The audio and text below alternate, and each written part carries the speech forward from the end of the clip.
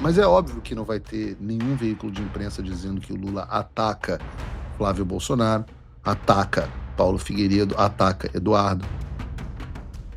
Óbvio que não vai ter nenhuma açãozinha do TSE contra o Lula. Olavo é do Carvalho, melhor canal de corte do YouTube. Eu acho engraçado que essas pessoas, elas me mandam um troço, como se achasse assim, que eu fosse dar uma de Flávio, dizer, não disse isso, muito pelo contrário, não foi isso que eu quis dizer. Foi isso que eu quis dizer. Estou absolutamente cagando para as decisões do judiciário brasileiro, pelo qual eu não tenho nenhum apreço, nenhuma confiança. Não sei se ela assistiu só esse programa. Eu não tenho. Se assistiu só esse, danada. Deixa eu explicar. Eu não tenho nenhum respeito pelo judiciário brasileiro. Eu considero ele muito pior do que os outros poderes. Para vocês terem uma ideia, eu prefiro o poder executivo ao judiciário. Eu prefiro Lula ao judiciário brasileiro. Vejam que coisa espetacular, tamanho o meu desprezo. E não estou falando só do STF, não. Meu desprezo desce por todo o judiciário brasileiro, até pelos advogados. Advogados ainda, obviamente, tem alguns que se salvam. O juiz deve ter uns 3, 4 que se salvam no Brasil inteiro. Né? Então, só para... A pessoa me manda uma coisa achando assim, não, eu vou mandar e ele vai dizer, não foi bem isso que eu quis dizer, muito pelo contrário, foi isso que eu quis dizer, sim. Eu disse exatamente, eu quis dizer exatamente o que eu disse. E eu começo o programa de hoje elogiando a campanha do Flávio. Vocês estão vendo muita reclamação, e eu agora vou elogiar. Algo tinha que ser feito corretamente, e nesse ponto eles acertaram. Há algumas semanas eu falei sobre o problema real que era a segurança do Flávio. Afinal, ele está constantemente exposto a multidões, a eventos públicos, está em local aberto e por aí vai. Nesse sentido, ontem a gente teve a notícia de que o Flávio reforçou a segurança dele e ele já tinha recusado, inclusive, a Polícia Federal, porque, quem confia na Polícia Federal brasileira hoje em dia, né? Então ele tinha recusado a Polícia Federal e ontem ele reforçou a segurança dele e passou a contar com 3 vezes mais policiais legislativos do Senado. Além disso, ele decidiu passar a usar o colete à prova de bala permanentemente em evento público, o que é uma atitude sábia, já que, segundo reportou a Gazeta do Povo, o Flávio Bolsonaro já havia relatado mais de 2.000 ameaças de morte. 2.000 ameaças de morte. Um ponto a ser notado sobre esse assunto é que a equipe do Flávio notou um crescimento do número de ameaças de morte desde o início de junho, que é ou não, coincidentemente, o mesmo período em que o Comando Vermelho e o Primeiro Comando da Capital foram designados como organizações terroristas. Então, essa questão tem que ser mesmo levada muito a sério. Muito a sério. E é levado, tá? Eu conheço as pessoas da equipe de segurança do Flávio, um abraço aí para todos eles. São pessoas, assim, que amam o Flávio, que são absolutamente, extremamente competentes, extremamente preocupados. São pessoas do melhor, de muita confiança, do melhor que o Flávio tem em volta, são as pessoas da segurança dele. E elas estão atentas, até porque existe uma tendência da esquerda no âmbito global. Eu já falei várias vezes, mas é sempre bom repetir. O Charlie Kirk foi morto a tiro em Utah, né? O Charlie Kirk tinha um papel de ativista político, comentarista político. Aqui na abertura do Paulo Figueiredo Show, a gente tem, inclusive, algumas participações minhas nos programas do Charlie Kirk. Você teve o Miguel Uribe morto a tiros na Colômbia, o Shinzo Abe morto a tiros no Japão, o Donald Trump, que sofreu pelo menos 2 ou 3 tentativas de assassinato só durante a última campanha eleitoral. Você tem, claro, o próprio Jair Bolsonaro, que quase foi morto por um militante de extrema esquerda do PSOL, num caso que até hoje não foi plenamente esclarecido. Nós sabemos que é assim que a esquerda age. Ora, eu tratei no programa sobre o salve dado pelo Lula no mês passado, quando ele disse que o Flávio era um traidor e por muito menos o delator de Tiradentes tinha sido enforcado. O Flávio até ajuizou uma ação no STF contra o Lula por essa fala. Obviamente, essa ação no STF, afinal é o STF, não teve agilidade nenhuma, e se aproveitando de que contra a direita está tudo liberado, o Lula foi lá e fez de novo. Durante a convenção do PDT, que oficializou apoio à sua reeleição, para desespero do Brizola, Leonel Brizola, onde quer que esteja, deve estar se revirando, o Lula, o mesmo cara que chama o Flávio Bolsonaro de traidor, abertamente, inclusive me chama de traidor, o próprio Ministério das Relações Exteriores me chama de traidor, chama o Flávio de traidor, chama o Eduardo Bolsonaro de traidor. Esse Lula resolveu dizer que qual é a pena que merece o traidor. Ele fala assim, ora, antigamente, traidor era enforcado. E aí eu faço a seguinte reflexão, e é uma reflexão para a gente começar o programa. Ontem, quando as manchetes eram sobre a fala do Flávio Bolsonaro acerca das urnas eletrônicas, o termo era ataque.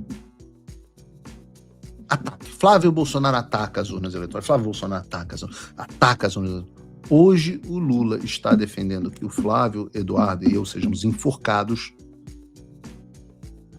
E não tem ninguém, nenhum veículo de mídia dizendo que houve um ataque ao Flávio.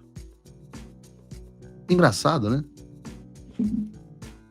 Imagina que absurdo pensar que o termo ataque poderia ser utilizado para falar de um cara que disse que o seu opositor político tem que ser enforcado. Disse isso mais de uma vez.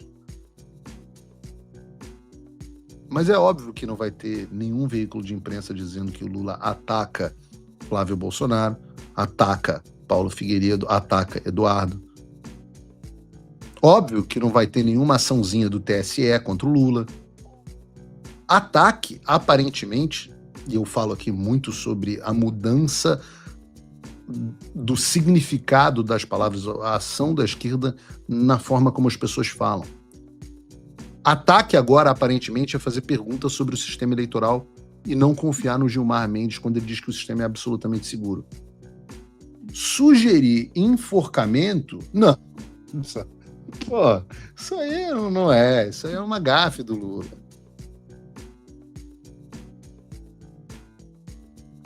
Vocês percebem? Vocês percebem a situação na qual nós estamos? Todos nós tivemos que aumentar a segurança aqui em casa. Obviamente, a sinalização de mostrar minha casa, onde eu estou, nas redes sociais, é óbvio que isso é, de novo, é uma sinalização de alvo, é um salve, é um apito de cachorro. Por isso que eu sou obrigado a andar armado, por isso que tive que cercar a minha casa, tive que aumentar a segurança, da minha família, de sistema de câmeras, etc, para sabendo com quem que a gente está lidando. Que a gente está lidando com gente que apoia o Irã, gente que apoiava o Maduro, gente que ama rasgar a seda pro Xi Jinping. Estamos falando de gente que não tem o menor apreço, gente que ama a situação em todas as ditaduras no mundo. 2.000 ameaças de morte. 2.000 ameaças de morte. É um negócio absolutamente gigantesco. Eu estava falando sobre... Eu acho que esse programa vai ser um programa um pouco especial, porque ele vai acabar sendo dedicado quase que exclusivamente à situação do nosso continente americano. Eu vou começar falando sobre a última decisão do Daniel Ortega, um desses amigos de longa data do Lula. E eu digo assim, é uma amizade muito bonita, né? Olha o sorriso sincero no rosto do Ortega, encontrando o Lula. Ah, mas Paulo, essa foto é antiga. Tá bom, não tem problema. Em 2022, quando o Lula foi eleito, o Ortega fez questão de congratulá-lo, dizendo que aquilo era um triunfo para o povo do Brasil. chamando o Lula de companheiro, chamando o Lula de irmão. É uma coisa linda. Que coisa linda. Aliás, eu devo dizer que 2022 é um ano interessante para a relação entre o Lula e Ortega, porque também foi o ano em que eu estava proibido de dizer que essa relação existia. Era ano de eleição e o Brasil não parava de falar da amizade do Lula com os ditadores da América Latina. O próprio Ortega, sendo um deles, denunciado pela Organização dos Estados Americanos por crime contra a humanidade. O Lula adora um violador internacional de direitos humanos. Um sujeito que restringiu a entrada de Bíblia na Nicarágua, que ordenou a prisão de padre. É uma pessoa que é a cara da esquerda do PT.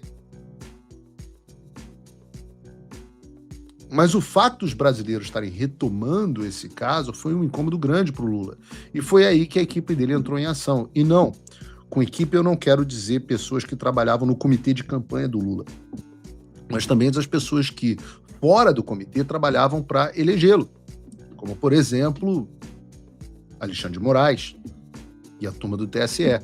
E foi assim, então, que o Tribunal Superior Eleitoral mandou apagar 11 postagens de políticos como Eduardo Bolsonaro e a Carla Zambelli, ambos hoje perseguidos e exilados, que ligavam Lula ao ditador Daniel Ortega. E aqui no Paulo Figueiredo Show a gente sempre preza pela verdade. Pode ser que o TSE tenha razão e ligar o Lula a Ortega fosse uma mentira. Então por que a gente não tira uma conclusão a partir do que o próprio Lula disse? Gabriel, coloca um vídeo aí pra gente. Eu não posso ficar torcendo. Por que a Angela Merkel pode ficar 16 anos no poder e Daniel Ortega não? Por que o Felipe González aqui pode ficar 14 anos no poder? Qual é a lógica? Sí, pero Angela Merkel ha gobernado 16 años, Felipe González 13 en España, y no metían ninguno de los dos a sus opositores en la cárcel. Podia ter botado aquele negócio assim do Directed by Michael Bay, né?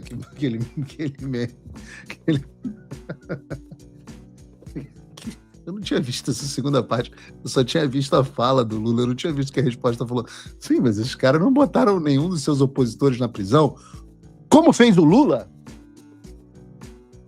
Como, aliás, fez o Lula.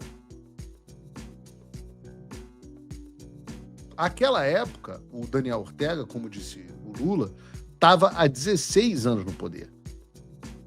Aí o questionamento deles é por que a Merkel, que os alemães deram mandatos consecutivos, podia permanecer tanto tempo no poder e o amigo dele, que censura e prende opositor e membro da igreja, não poderia?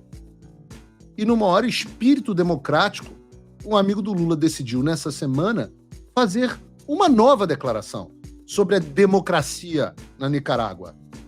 Eu vou ler aqui as palavras do Daniel Ortega, porque esse é o tipo da coisa que deveria estar no Brasil. Todo mundo deveria estar falando desse assunto. Mas ninguém, a imprensa brasileira não cobre um troço desse, uma coisa inacreditável. Claro, publica uma reportagem, outra, mas não há a atenção necessária a esse assunto. Olha a fala do Daniel Ortega. Não haverá mais eleições aqui para que eles, está falando da oposição, tentem tomar o governo e o poder. Os dias que partidos apoiados pelos Yankees, os Estados Unidos, e pelos somocistas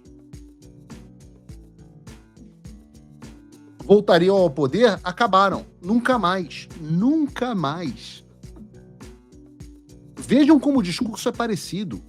A base do Ortega para cancelar as eleições livres na Nicarágua é que eles devem impedir que partidos apoiados pelos Estados Unidos e pela oposição, os traidores da pátria, voltem ao poder. Qualquer semelhança não é mera coincidência, gente. Ou seja, para proteger a democracia da Nicarágua, ele deve impedir, o Ortega deve impedir que o povo possa escolher um presidente que se opõe às ideias de esquerda. Tipo, deixar o líder da oposição inelegível no Brasil, né, o político mais popular na prisão, ou caçar o mandato de dois dos deputados federais, aliás, dois dos deputados federais, o deputado federal homem mais votado da história e a deputada federal mulher mais votada da história, por questionarem as ordens ilegais do regime. O Trump voltou. Isso já deve ter tirado um peso das suas costas. Mas e o Brasil? O nosso país continua atolado e achar que só a vitória do Trump vai resolver tudo é ilusão. Nada vai mudar sozinho. E pode ter certeza de uma coisa: ficar xingando muito nas redes sociais não vai fazer diferença nenhuma. Você vai continuar esperando alguém fazer alguma coisa por você? Um político? Um salvador da pátria? Esquece. Se ninguém tomar uma atitude, nada acontece. Eu estou fazendo a minha parte. Eu parei a minha vida por isso. Mas, se você quer saber como pode ajudar sem precisar largar tudo, a resposta é simples: apoiando quem está na linha de frente. Sem esse apoio, sem essa linha de suprimento, esse trabalho morre. Sem estrutura, ninguém avança. Então acessa www.paulofigueiredoshow.com/apoie e com $5 por mês você pode fazer parte disso. Se puder mais, eu recomendo, seja um patrono Gold e participe ativamente no grupo que me ajuda a pautar esse debate. O que vai definir o futuro é quem faz e não quem reclama. A escolha é sua.